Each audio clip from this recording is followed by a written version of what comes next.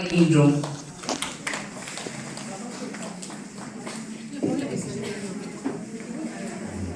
அனைவருக்கும் இனிய காலை வணக்கத்தை தெரிவித்துக் கொள்கிறேன். இன்றைய தினம் இங்கு நடைபெற்றுக் கொண்டிருக்கக்கூடிய இந்த நிகழ்ச்சியில் தலைமையேற்று நடத்தி கொண்டிருக்கக்கூடிய அனைத்து நம்முடைய மாண்புமிகு மகளிர் ஆணைய தலைவி அவர்களுக்கும் மற்றும் மாண்புமிகு நம்முடைய முனைவர் அனைவருக்கும் வணக்கம் சொல்லிட்டு ஆரம்பிச்சிருங்க. ஸ்ரீபதி மேடம் அவர்கள், மாண்புமிகு நீதிபதி அவர்களுக்கும் மற்றும் இங்கு வீற்றிருக்கக்கூடிய அனைத்து அலுவலர்கள் மற்றும் இங்கு வாழ்வில் முன்னேற வேண்டும் என்ற கண்ணின் கனவுகளோடு அமர்ந்திருக்கக்கூடிய மாணவியர் அனைவருக்கும் முதற்கண்ணுடைய வணக்கத்தை தெரிவித்துக் கொள்கிறேன். உங்கள் அனைவருக்கும் நீங்கள் எல்லாரும் வாழ்க்கையில முன்னேறணும் அப்படிங்கிற ஆர்வத்தோட இருக்கீங்க தானே? அதுக்கு என்ன பண்ணணும்? நம்ம படிக்கணும்ல. ஒரு பழமொழி இருக்கு இல்லையா, சுவர் இருந்தாதான் சித்திரம் வரைய முடியும் அப்படின்ற பழமொழி இருக்கு இல்லையா? அப்ப அதுக்கு என்ன முக்கியம்? நீங்க நல்லா படிக்கணும்னா என்ன முக்கியம்? ஆரோக்கியம். உங்க ஹெல்த் முக்கியமா? உங்க ஹெல்த் முக்கியமா? ஓகே. உங்கள யாருக்கெல்லாம் அழகா இருக்கணும்னு ஆசையா இருக்கு? யாருக்குமே இல்லையா? உண்மையை சொல்லுங்க. யாருக்கெல்லாம் அழகா இருக்கணும்னு ஆசை? அழகா இருக்கணும், நான் அழகா இருக்கணும். ரியாக்ஷனே இல்லாம இருக்கீங்களே, அவங்க எல்லாருக்கும் ஆசை இருக்குதானே? இருக்கா? அழகுன்றது எது? ஆரோக்கியம். மனசா? ஆரோக்கியம். அப்படியா? மனசு. அவங்க யாருக்குமே அழகா இல்லையா? அப்புறம் அழகுன்றதை நீங்க எதை மீன் பண்றீங்க? ஆரோக்கியம். வெளி தோற்றம் தானே. வெளி தோற்றம் அழகா இருக்கணும்ன்ற ஆசை தான் உங்க எல்லாருக்கும் இருக்கு இல்லையா? அந்த வெளி தோற்றம் அழகா இருக்கணும்னா என்ன பண்ணணும்? நம்ம நியூ பிராண்ட் பண்ணணும். யாரும் சும்மா உட்கார கூடாது. அவங்க தப்பா கூட இருக்கலாம், பதில் பேசணும். இல்லைன்னா நீங்க எங்கேயோ கான்சென்ட்ரேட் பண்றீங்கன்னு அர்த்தம். கரெக்டா? அதான் இன்டராக்ட் பண்றதுக்கு தான் இந்த செக்ஷனு. நியூ பிராண்ட் நல்ல கிரீம், ஹேருக்கு நல்ல சீரம் இல்லைன்னா ஆயில், நல்ல ஷாம்பு, அப்புறம் நல்ல கலரா காட்டுறதுக்காக நிறைய கிரீம்ஸ், அப்புறம் என்னென்ன புதுசா என்னெல்லாம் வருதோ அது எல்லாமே யூஸ் பண்ணிட்டா நம்ம அழகாயிடுவோமா? அழகாயிடுவோமா? எது உண்மையான அழகு? ஆரோக்கியம். ஹெல்த். இயற்கை அழகு. உங்களுக்கு எது அழகு? உங்க ஆரோக்கியம் தான் அழகு. சரியா? உண்மையான அழகு எது? ஆரோக்கியம். ஆரோக்கியம். அந்த ஆரோக்கியம் எங்க இருந்து நமக்கு கிடைக்கும்? உணவு, சுத்தம். சாப்பிடணும். என்ன சாப்பிடணும்? சிப்ஸ் சாப்பிடணும், சாக்லேட் சாப்பிடணும், ஐஸ்கிரீம் சாப்பிடணும், பர்கர் சாப்பிடணும், சிக்கன் ஃப்ரை சாப்பிடணும். இது எல்லாம் நல்லதா? நம்மளுடைய ஆரோக்கியமான உணவு, நம்ம ஆரோக்கியமா வாழணும் அப்படின்னா என்ன ஃபர்ஸ்ட் தெரியணும் அப்படின்னா, எது நல்ல உணவுன்னு தெரியணும் ஃபர்ஸ்ட். அடுத்து எதெல்லாம் நல்லது இல்லை அப்படின்னு நமக்கு தெரியணும். எதெல்லாம் தவறான நம்ம கடைபிடிக்கக்கூடிய உணவு முறைகள் அப்படிங்கிறதும் நமக்கு தெரிஞ்சிருந்தாதான் நம்ம உடலை நம்ம ஆரோக்கியமா வச்சுக்க முடியும். இது இப்ப எதுக்காக இந்த இந்த ஒரு ஒர்க் ஷாப் உங்களுக்கு நடத்திட்டு இருக்காங்க அப்படின்னு பாத்தீங்கன்னா, இன்னமும் நம்முடைய தமிழ்நாட்டுல 42% பெண்கள் ரத்த சோகையால பாதிக்கப்பட்டிருக்காங்க. அப்படின்னா என்ன அர்த்தம்? ஆரோக்கியம் இல்லைன்னா பிளட் கம்மியா இருக்கு. சரியா? ஏன் கம்மியா இருக்கு? ஆண்கள் இருக்கும், பெண்களும் இருக்கும். ஆனா ஆண்களுக்கு ரத்த சோகையால பாதிக்கப்படல, பெண்கள் மட்டும் பாதிக்கப்பட்டிருக்கோம். என்ன காரணம்? ஒழுங்கா சாப்பிடாம இருக்கிறது. அப்புறம் வேற ஏதாவது காரணங்கள் இருக்கா? ஹெல்த்தியான ஃபுட் இருக்கு. வேற என்ன காரணம் இருக்கு? இயற்கையா சில காரணங்கள் இருக்கா? சரியா? எப்ப ஒரு பெண் பூப்படைகிறாங்களோ அதுல இருந்து ஒவ்வொரு மாதமும் நம்ம உடல்ல இருந்து ரத்தம் வெளியேறுது. அடுத்து பிரசவம், அதுக்கடுத்து குழந்தைக்கு பால் ஊட்டுறது, இந்த மாதிரியா நிறைய நமக்கு நம்ம ரத்த சோகை வருவதற்கான வாய்ப்புகள் ரொம்ப அதிகமா இருக்கு. ஆனா அதை ஈடு செய்யற மாதிரி நம்ம உணவு சாப்பிடுறோமா? என்ன செய்யறோம்? நம்ம வீட்லயே சமைக்கிறாங்கன்னு வச்சுக்கோங்களேன். வீட்ல வந்து அம்மா சமைக்கிறாங்க, ஒரு நான்வெஜ் இந்த மாதிரி ஒரு சிறப்பான உணவெல்லாம் சமைச்சாங்கன்னா என்ன பண்றாங்க? யாருக்கு ஃபர்ஸ்ட் கொடுக்குறாங்க? அப்பாக்கு, அடுத்து பையனுக்கு. அது நல்லா இருக்கு அப்படின்னு சொன்னாங்கன்னா இன்னும் கொஞ்சம், ஐயோ என் வீட்டுக்காரர் நல்லா இருக்குன்னு சொல்லிட்டாரு, என் பையன் ரொம்ப சூப்பரா இருக்குன்னு சொல்லிட்டான் அப்படின்னு சொல்லிட்டு எல்லாத்தையும் அவங்களுக்கு கொடுத்துட்டு கடைசியில என்ன பண்ணுவாங்க?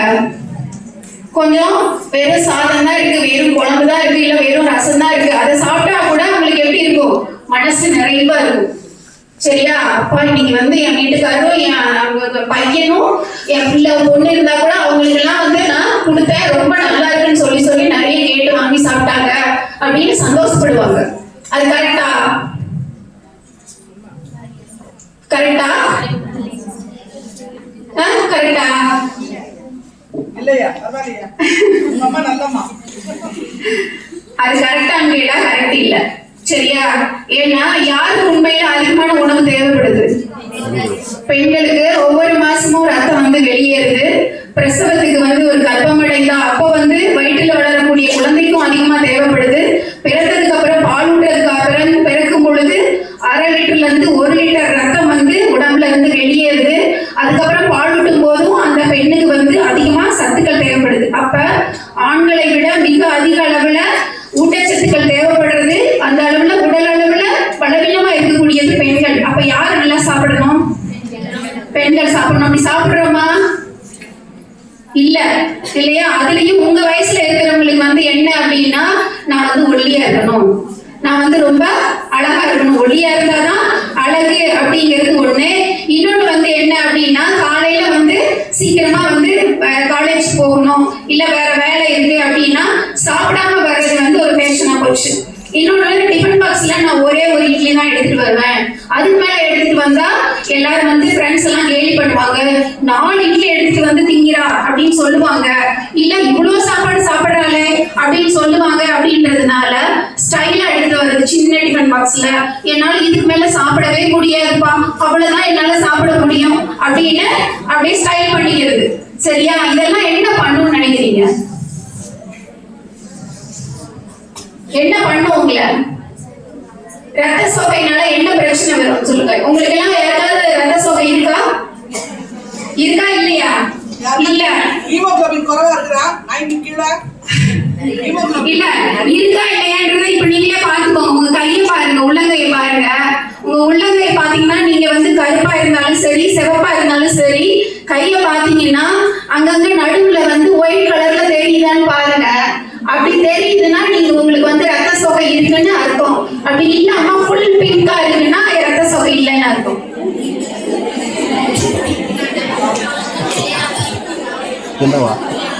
இல்லாம இருக்காது. சரியா? உங்களை பார்த்தாலே தெரியுது இங்க நிறைய பேர் அனிமிக்கா இருக்கீங்க அப்படிங்கிறது வந்து பார்த்த உடனே தெரியுது. இதெல்லாம் தான் அறிகுறி. என்ன அப்படின்னா உங்களுக்கு இந்த மாதிரி இருக்கும். அடுத்து வந்து பாத்தீங்கன்னா முகம் வெளுத்து இருக்கும். சரியா? நீங்க நினைச்சு கூடாது, ஐயோ நம்ம திடீர்னு ரொம்ப கலர் ஆயிட்டோமே அப்படின்னு சந்தோஷப்பட்டுக்காதீங்க. என்னன்னா உடம்புல ரத்தம் இல்லைன்னா உங்க முகம் வந்து வெளியே போயிடும். சரியா? அதனால நீங்க வந்து கொஞ்சம் வெளுத்த மாதிரி தெரியுங்க. வெளுத்த மாதிரி தெரியறதுனால நீங்க கலர் ஆயிட்டீங்கன்னு அர்த்தம் இல்ல. நம்ம கலர் அப்படின்றது வந்து என்னது? ஹெரிடிட்டி. சரியா? உங்க அம்மாவோ அப்பாவோ இல்ல உங்களுடைய தாத்தா பாட்டியோ இவங்க யார் எப்படி இருக்காங்களோ அது மாதிரிதான் நீங்க இருப்பீங்களே ஒழிய அத மாதிரி ஒரு நிறம் வந்து வராது. இல்லையா? அதுக்காக நீங்க வருத்தப்படணுமா? கருப்புங்கிறது என்னது? ஒரு நிறம் தான். இல்லையா? அது அழகா? அழகா அது இல்ல. இல்லையா? அந்த தெளிவு உங்களுக்கு வந்து இருக்கணும். அதனால அப்ப வெளியே போயிடுச்சு அப்படின்னா நீங்க கலரா இருக்கேன்னு சந்தோஷப்பட வேண்டிய அவசியம் இல்லை. அப்புறம் வேற என்ன பண்ணும் அப்படின்னா, யாருக்கெல்லாம் வந்து ரொம்ப நேரம் கொஞ்சம் தூரம் நடந்தாலே எனக்கு மூச்சு வாங்குதுன்னு சொல்லுங்க, கை தூக்குங்க. உங்க நீங்க எல்லாரும் அனிமிக்கு. சரியா? கொஞ்ச நேரம் வேலை செஞ்சாலே எனக்கு டயர்டா இருக்கு, தூங்கிட்டே இருக்கணும் போல இருக்கு, அது யாருக்கலாம்? அப்ப நீங்களும் அனிமிக்கு. சரியா? சரி, இதனால என்னதான் ஆக போகுது? டயர்டா இருந்தா தூங்குறோம், மூச்சு வாங்குது, நடந்தா மூச்சு வாங்குதுன்னா நடக்காம ஒரே இடத்துல இருந்துக்கலாம். அவ்வளவுதானே? அவ்வளவுதானே? அப்படியே விட்டுலாமா? அனீமியானால என்ன ஆகும்? சரி, ரத்தம் இருக்கு இல்லையா, ரத்தத்துடைய வேலை என்ன நமக்கு? ஆக்சிஜனை கேரி பண்ணி போடும். நம்ம ரத்தத்துடைய வேலை வந்து என்ன அப்படின்னா, உடலில் இருக்கக்கூடிய அனைத்து செல்களுக்கும் தேவையான உணவையும் ஆக்சிஜனையும் எடுத்துட்டு போறதுதான் அதோடைய வேலை. அப்ப நம்மளுடைய ரத்தத்துல தேவையான அளவு ஹீமோகுளோபின் இல்லை அப்படின்னா அது எடுத்துட்டு போற ஆக்சிஜனோட அளவும் உணவுடைய அளவும் வந்து குறையும். அது குறைஞ்சதுன்னா என்ன ஆகும்? அந்த உடல் எல்லாமே எதுக்கெல்லாம் தேவையான ஆக்சிஜன் கிடைக்கலையோ, தேவையான உணவு கிடைக்கலையோ, அதெல்லாம் என்ன ஆகும்? டயர்ட் ஆயிடும். சரியா? அதனால சரியா வேலை செய்ய முடியாது. நீங்க சாப்பிடலன்னா வேலை செய்ய முடியல. அதே மாதிரி தான் நம்மளுடைய செல்கள் வந்து சிறப்பா ஃபங்க்ஷன் பண்ணணும், வேலை செய்யணும் அப்படின்னா அதுக்கு தேவையான ஆக்சிஜனும் உணவும் வந்து அதுக்கு கிடைக்கணும். இப்ப அந்த இதுல வந்து உங்களை யாருக்கெல்லாம் நான் கஷ்டப்பட்டு படிக்கிறேன், நேத்து நைட்ல இருந்து படிக்கிறேன், காலையில எக்ஸாம் ஹால்ல போய் உட்கார்ந்த உடனே மறந்து போயிடுது, கை தூக்குங்க.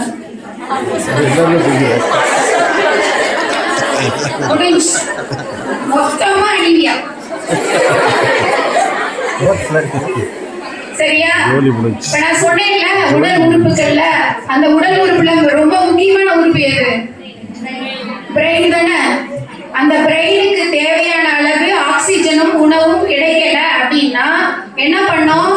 நீங்க உட்கார்ந்து 22 மணி நேரம் படிச்சாலும் 23வது மணி நேரம் மறந்து போயிடும். சரியா? சரியா? அப்ப நம்ம நல்லா சாப்பிடல அப்படின்னு சொன்னா அனீமியா இல்லாம இருக்கிறது எவ்வளவு முக்கியம் தெரியுமா? தெரியல? இப்ப தெரியல உங்களுக்கு? நம்ம ஹெல்த்தை நல்லா நம்ம மெயின்டைன் பண்ணல அப்படின்னா, இது எதுக்காக சொல்றேன் தெரியுமா? நிறைய பேரு ஐயோ நான் எக்ஸாம் போறேன், எனக்கு ஒரே பதட்டமா இருக்கு, அதனால நான் எனக்கு சாப்பாடு வேணாம், அம்மாட்ட சொல்றது, எனக்கு டென்ஷனா இருக்கு, அதனால சாப்பாடு வேணாம்னு சாப்பிடாம வந்து உட்காருவீங்க. ஆல்ரெடியே நீங்க படிச்சு டயர்டா இருப்பீங்க, இதுல சாப்பிடாம வந்தீங்கன்னா அதுக்கு ஏற்கனவே படிச்சு டயர்டா இருக்கு, அதுக்கு என்ன தேவை? மூளைக்கு ஆக்சிஜன் வேணும், உணவு வேணும். அப்ப அந்த உணவையும் நீங்க கொடுக்காம வந்து உட்கார்ந்தீங்கன்னா என்ன ஆகும்? யாரெல்லாம் வந்து இந்த எக்ஸாம் வந்து பிரேயர்ல நிற்கும் போதே தடால்னு மயக்கம் போட்டு விழுகிறது, எக்ஸாம் எழுத மயக்கம் வந்து கிருன்னு வருது, எனக்கு என்னவோ ஒரு மாதிரியா வருது அப்படின்னு மயக்கம் போடுற ஆளுங்க எல்லாம் இந்த மாதிரி ஆளுங்க தான். சரியா? சாப்பிடாம வந்து இப்ப நீங்க அவ்வளவு 22 மணி நேரம் படிச்சுட்டு திரும்ப சாப்பிடாம வந்து கிளாஸ் ரூம்லயோ இல்ல எக்ஸாம் ஹால்லயோ உட்கார்ந்தீங்கன்னா என்ன ஆகும்? படிச்சதெல்லாம் மறந்து போயிருமா? அப்ப 22 மணி நேரம் படிச்சு ஏதாவது பிரயோஜனம் இருக்கா? இருக்கா? இல்ல இல்லையா? அப்ப என்ன செய்யணும்? என்ன சாப்பிடணும்? ஹெல்த்தியானதுன்னா எது? டெய்லி ஒரு ஆப்பிள், டெய்லி ஒரு மாதுளை, ஹார்லிக்ஸ், பூஸ்ட், இதுவா? இதுதான் சத்தான உணவா? எது சத்தான உணவு? உங்க வீட்டுல அம்மா சமைக்கிற உணவை அப்படியே ஒழுங்கா நீங்க சாப்பிட்டாலே ஓரளவு முடிஞ்ச வரைக்கும் நீங்க அனிமிக்கா இருக்க மாட்டீங்க. சரிங்களா? இதுல வந்து என்ன அப்படின்னு பாத்தீங்கன்னா, உங்களுடைய தினசரி உணவுல கண்டிப்பா ஏதாவது ஒரு தானியம் இருக்கணும், கண்டிப்பா ஏதாவது ஒரு பயிர் வகைகள் இருக்கணும், அதுக்கப்புறம் ஒரு கீரை, அது என்ன கீரையா வேணா இருக்கட்டும், அந்த கீரை வந்து இருக்கணும், அதுக்கப்புறம் காய்கறிகள், பழங்கள், இதெல்லாம் ஏதாவது ஒரு வடிவத்துல நம்ம தினசரி உணவுல வந்து சேர்த்துக்கணும். மேடம் நீங்க வந்து தானியம் சொல்றீங்கல்ல, அதனால இந்த கேக் எல்லாம் மைதால தான் பண்றாங்க, அது கோதுமையில தயார் பண்ணி தான் பண்றாங்க, நான் அதுலயே சாப்பிட்டுக்கலாமா? சாப்பிட்டுக்கலாமா? ஏன்னா உங்களுக்கு அதெல்லாம் பிடிக்க மாட்டேங்குதுல்ல. இப்ப யாருக்கெல்லாம் வந்து எனக்கு வந்து கீரை பிடிக்கும், சரி பாவக்காய் யாருக்கெல்லாம் பிடிக்கும்? அப்படியா? தான் ஃபர்ஸ்ட் டைம். சரியா? சுண்டைக்காய் எத்தனை பேருக்கு பிடிக்கும்? கீரை ஓகே பரவாயில்ல. இவ்வளவு பேருக்கு இவ்வளவு பிடிக்குதுன்னா, இவ்வளவு நிறைய சாப்பிட்டுருந்தீங்கன்னா உங்க யாருக்குமே இந்த அனிமியா வந்திருக்க கூடாது.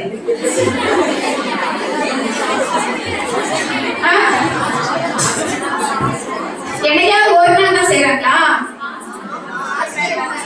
உங்களுக்கு இவ்வளவு பிடிக்கும்னா ஏன் அம்மா செய்ய மாட்டேங்கிறாங்க அடிக்கடி? ஹாஸ்டல்ல இருக்கிறதுனாலயா? ஹாஸ்டல்ல வேற என்ன போடுறாங்க?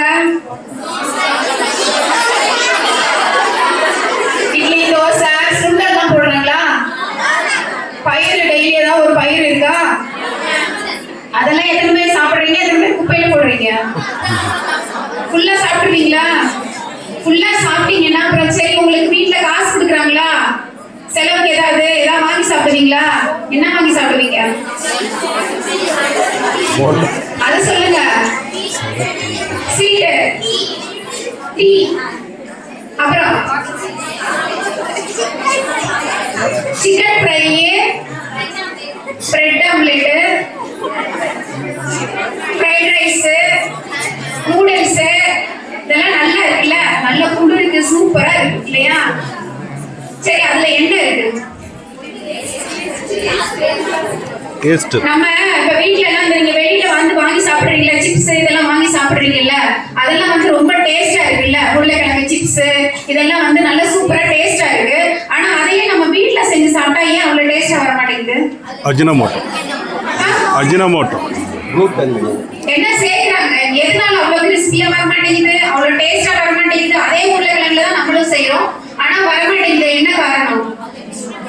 அத கிறிஸ்பா வச்சுக்கிறதுக்காகவும் அது ரொம்ப டேஸ்டா இருக்கிறதுக்காகவும் அதுல வந்து கெமிக்கல்ஸ் ஆட் பண்றாங்க. மெயினா அந்த டேஸ்டுக்காக அஜினோமோட்டோ வந்து சேர்க்கறாங்க. சரியா? அந்த அஜினோமோட்டோன்றது என்ன? அது ஒரு சீன உப்பு. ஆக்சுவலா அது ஒரு விஷம். சரியா? அத மிக குறைவான அளவுல அதுல சேர்க்கறதுனால அவ்வளவு டேஸ்டா இருக்கு. அத வந்து நம்ம வீட்ல சேர்க்கறது இல்ல, அதனாலதான் அது அவ்வளவு டேஸ்டா இல்ல. சரியா? அப்ப அது சேர்க்கறதுனாலதான் அவ்வளவு டேஸ்டா இருக்கு இல்லையா? ஆனா நமக்கு எது பிடிச்சிருக்கு? அதுதான் பிடிச்சிருக்கு. சரி, அதே மாதிரி கூல் ட்ரிங்க்ஸ் பிடிக்குமா?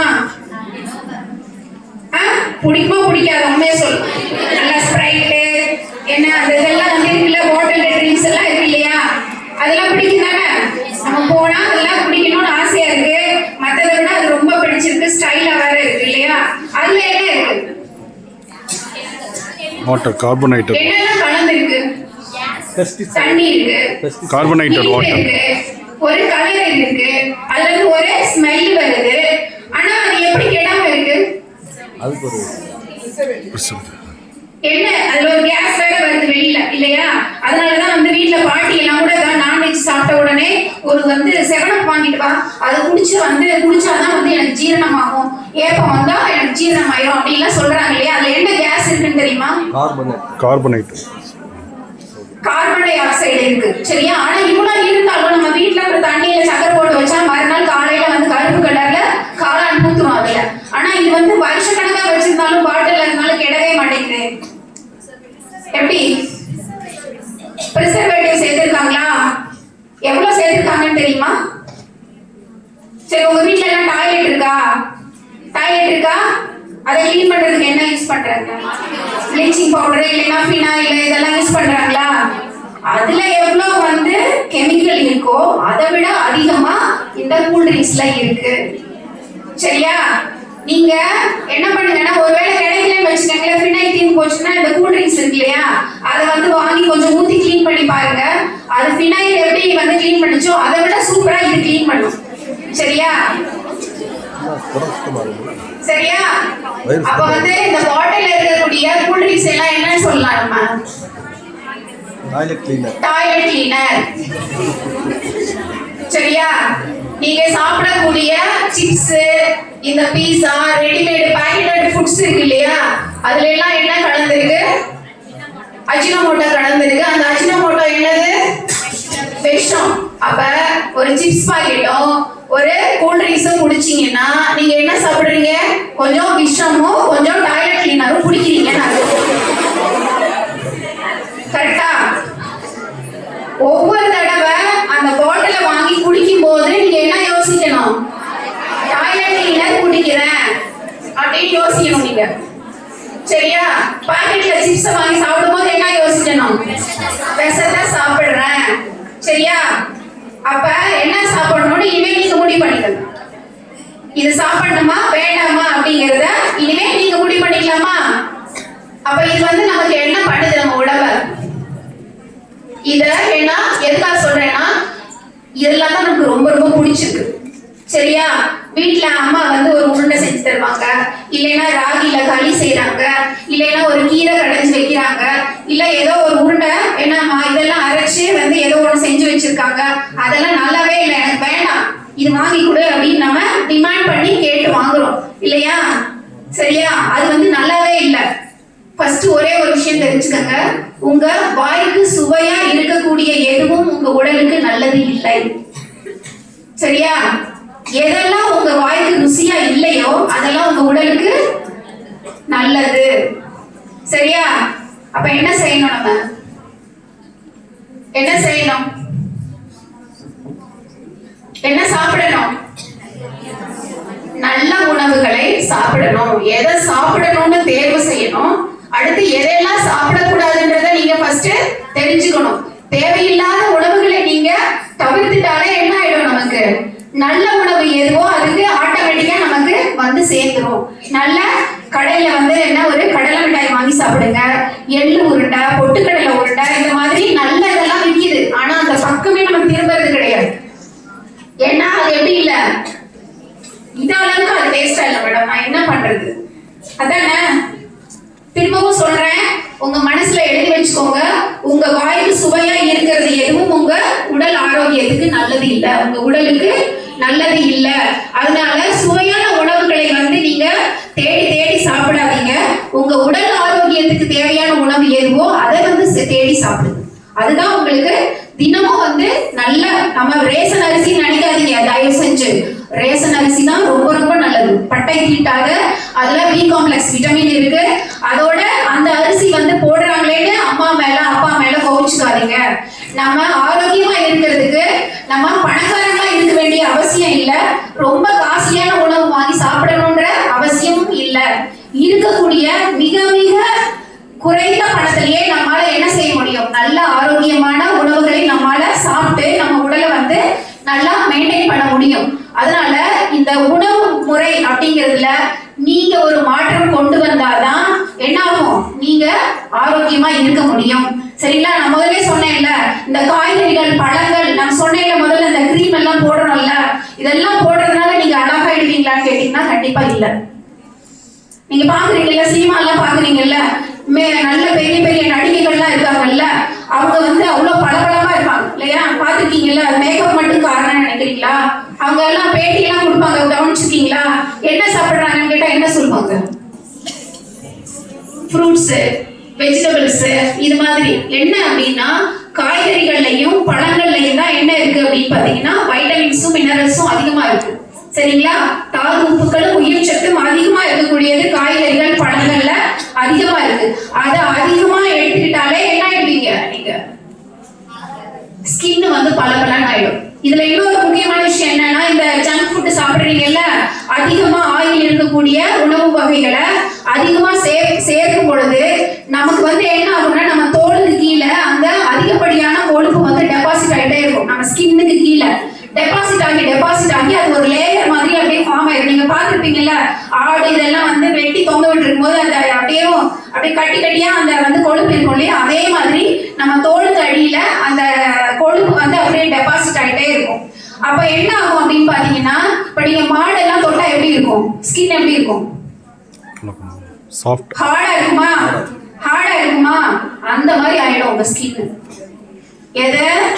கொழுப்பு நிறைந்த உணவுகளை அதிகமா எடுத்துக்கிறதுனால நம்மளுடைய ஸ்கின்ல அடியில வந்து இந்த கொழுப்பு அதிகமா டெபாசிட் ஆகுறதுனால நம்ம ஸ்கின் வந்து தடிமாடுன்னு சொல்றாங்க இல்லையா? அது மாதிரி நம்ம ஸ்கின் வந்து எப்படி ஆயிரும்? அப்படியே ரஃபா ஹார்ட் ஆயிரும். தொட்டா ஹார்டா இருக்கும். நம்ம ஸ்கின் எப்படி இருக்கணும்? சாஃப்டா இருக்கணும்னா என்ன சாப்பிடணும்? நிறைய காய்கறிகள், கீரைகள், பழங்கள், பயிர் வகைகள் இதெல்லாம் நிறைய சாப்பிடணும். இது சாப்பிட்டாதான் நமக்கு எப்படி இருக்கும்? நம்ம ஸ்கின் எப்படி இருக்கும்? சாஃப்டா இருக்கும். இன்னொன்னு, இதுல உங்களுக்கு எல்லாருக்கும் தேவையான முக்கியமானது இந்த அனிமியான்னு சொன்னேன் இல்லையா? ரத்த சோகை அதிகமாகிறதுனால வரக்கூடிய மிகப்பெரிய பிரச்சனை வந்து முடி கொட்டுறது.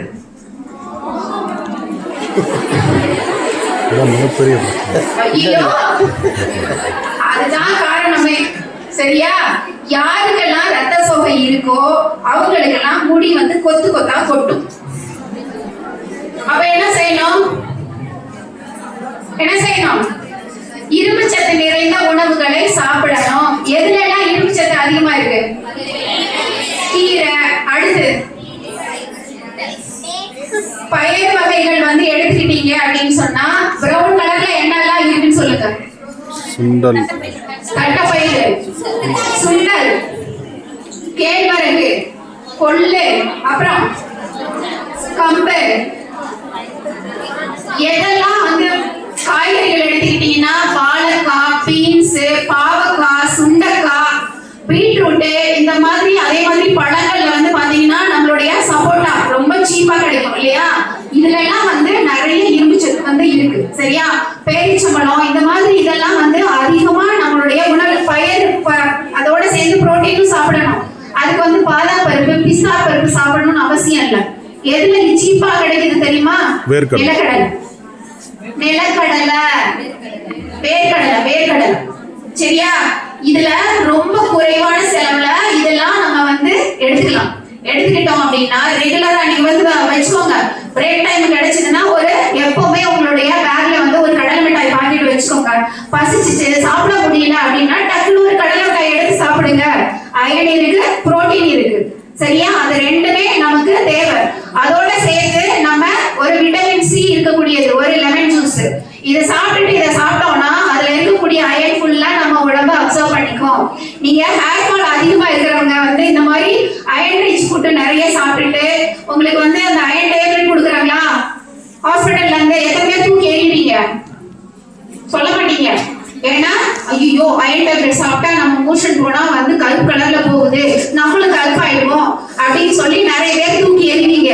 அப்படி தூக்கி எறிகிறது என்ன அப்படின்னா உங்களுக்கு கிடைக்கக்கூடிய அந்த மினிமம் இரும்பு சத்தையும் நீங்க என்ன பண்றீங்க? தூக்கி எரிஞ்சுக்கிட்டு இருக்கீங்க. அப்ப முடி கொட்டாம என்ன செய்யும்? இல்லையா? 9th 10th வந்து இவ்வளவு வரைக்கும் இடுப்பு வரைக்கும் முடி இருந்திருக்கும். இன்னைக்கு வந்து அப்படி எரிவார் மாதிரி ஆயிடும். காரணம் என்ன தெரியுமா? உங்களுக்கு ஏஜ் அட்டன் பண்ணதுல இருந்து பிளட் லாஸ் ஆயிட்டே இருக்கும். அப்பதான் நீங்க என்ன பண்ணுவீங்கன்னா ஸ்டைலா இருக்கணும்ட்டு கொஞ்சோண்டு சாப்பிட ஆரம்பிங்க. அது வரைக்கும் நல்லா சாப்பிட்டுப்பீங்க. அப்ப இருந்து என்ன பண்ணுவீங்க? சாப்பிடுற அளவை குறைப்பீங்க. இந்த மாதிரி ஐட்டம் எல்லாம் வந்து வேணாம்னு சொல்லுவீங்க. அதுக்கப்புறம் இந்த மாதிரி ரெடிமேட் ஜங்க் ஃபுட்ஸ் அதிகமா சாப்பிடுவீங்க. எல்லாம் சேர்ந்து என்ன ஆகும்? உங்களுடைய ஹெல்த் வந்து ஸ்பாயில் ஆகும். இப்பதான் அதிகமா ஊட்டச்சத்து தேவை. ஆனா அப்பதான் நீங்க ஊட்டச்சத்துல இருந்து வெளியில வந்து ஜங்க் ஃபுட்டுக்கு வந்து போவீங்க. அயன் ரிச் ஃபுட் சாப்பிட மாட்டீங்க. ரொம்ப குறைவா சாப்பிடுவீங்க.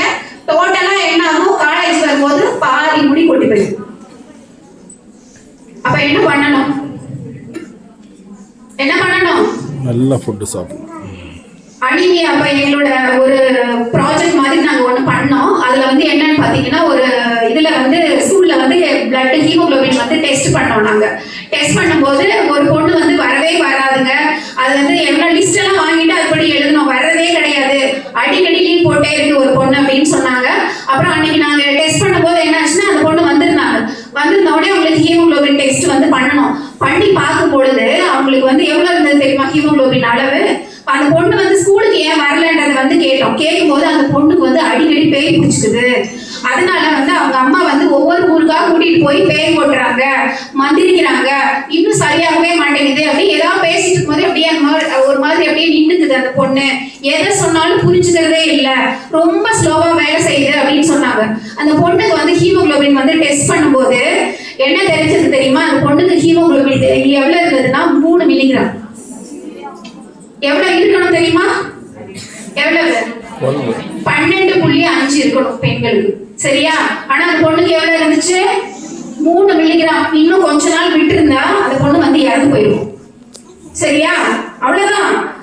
பிளட் வந்து தேவையான அளவு நமக்கு ஹார்ட்டுக்கு சப்ளை ஆகல அப்படின்னா இருதயம் வந்து வேலை செய்யறத நிறுத்திக்கும். நான் சொன்னேன்ல மூச்சு வாங்குதுன்னு சொல்றீங்க இல்லையா? நடக்கும்போது அந்த ஹார்ட்டுக்கு பம்ப் பண்றதுக்கு தேவையான அளவு பிளட் இல்லாததுனாலதான் அது என்ன பண்ணுது?